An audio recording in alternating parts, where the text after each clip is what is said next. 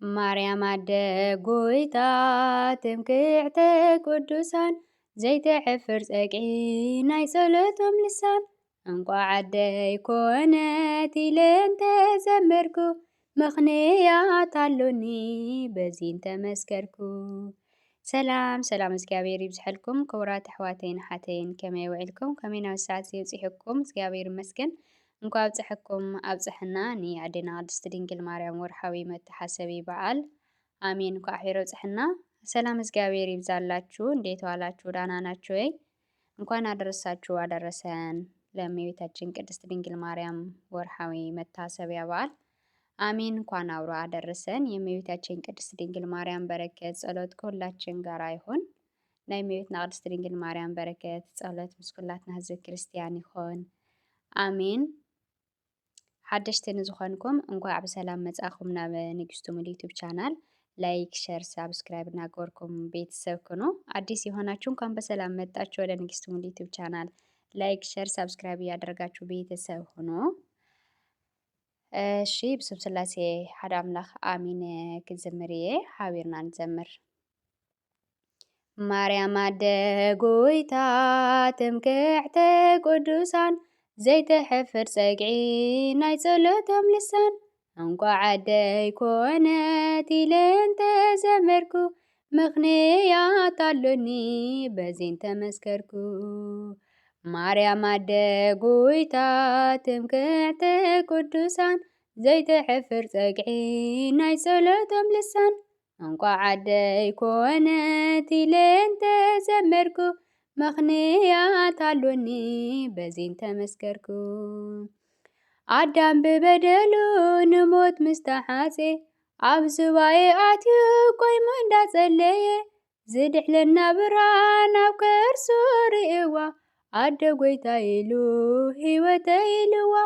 ኣነ እውን ብናተይ ትምክዕተይ ንኽብላ ምኽንያት አሎኒ እንተዘመርኩላ። ማርያም አደጎይታ ትምክዕተ ቅዱሳን ዘይተሕፍር ፀግዒ ናይ ጸሎቶም ልሳን እንቋ ዓደይ ኮነት ኢለ እንተዘመርኩ ምኽንያት አሎኒ በዚ እንተመስከርኩ። ካብ ዘይምሒራሂ ዋሕስ ህልውናይ ከልካሊት መዓተይ ዘቐስተ ደመናይ ኣምሳል መርከብ ናይ ኖህ ሞት ዝተርፈላ ዕቑባ ነብሰይ እንድያ ህይወት ዝረኽበላ። ንሳያ ጠበቓይ እናበልኩ ክምስክር ምኽንያት አሎኒ ስማ ንኽዝክር። ማርያም አደጎይታ ትምክዕተ ቅዱሳን ዘይተሕፍር ፀግዒ ናይ ጸሎቶም ልሳን እንቋ ዓደይ ኮነት ኢለ እንተዘመርኩ ምኽንያት አሎኒ በዚ እንተመስከርኩ።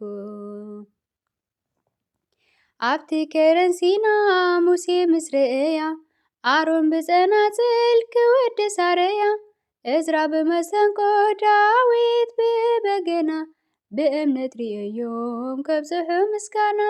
ውሽጠይ ቀስቂስኒ ልበይ እንተወደሳ ምኽንያት መዝሙረይ ዜማይ እንድያንሳ። ማርያም አደጎይታ ትምክዕተ ቅዱሳን ዘይተሕፍር ፀግዒ ናይ ጸሎቶም ልሳን እንቋ ዓደይ ኮነት ኢለ እንተዘመርኩ ምኽንያት አሎኒ በዚ እንተመስከርኩ። መላከ ብስራት ብጽእቲ ምስ ብላ ኤልሳቤጥ ሰጊዳ ኣደ ጎይታ ኢላ። ያሬድ ብማሌቱ ኤፍሬም ብውዳሴ ሕርያቆስ ሰጊዱ ምስ ሰርዐ ቅዳሴ። ብሰማይን ምድርን ምስተገለጸ ኽብራ ምኽንያት አሎኒ ዝዝምር ንኽብራ። ማርያም አደጎይታ ትምክዕተ ቅዱሳን ዘይተሕፍር ፀግዒ ናይ ጸሎቶም ልሳን እንቋ ዓደይ ኮነት ኢለ እንተዘመርኩ ምኽንያት አሎኒ በዚ እንተመስከርኩ። ማርያም አደጎይታ ትምክዕተ ቅዱሳን ዘይተሕፍር ፀግዒ ናይ ጸሎቶም ልሳን እንቋ ዓደይ ኮነት ኢለ እንተ ተዘመርኩ ምኽንያት አሎኒ በዘይ ተመስከርኩ አዳም ብበደሉ ንሞት ምስተሓፄ ኣብ ሰባዬ ኣትዩ ቆይሙ እንዳጸለየ ዝድሕነላ ብርሃን ናብ ከርሱ ርእዋ ኣደ ጐይታ ኢሉ ህይወተይ ኢልዋ ኣነ እውን ብናተይ ትምክዕተይ ንኽብላ ምኽንያት አሎኒ እንተዘመርኩላ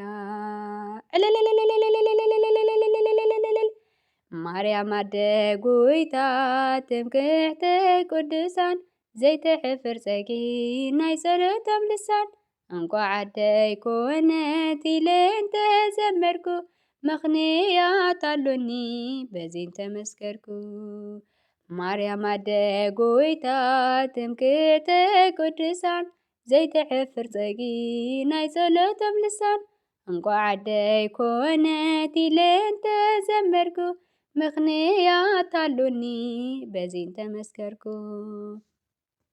አሜን።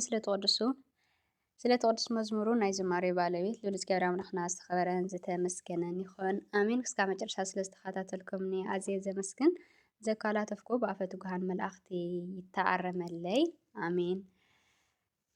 ንኹልኹም ኣሕዋተይ ብጣዕሚ ዘመስግን የኽብረለይ ነትገብርለይ ምትብባዕ ነትገብርለይ ሳፖርት ብጣዕሚ ዘመስግን እና ብኻሊእ ፕሮግራም ብኻሊእ ቪድዮ እስካዕ ንመጽእ ሰሰናይ ንኣኹም ቻው።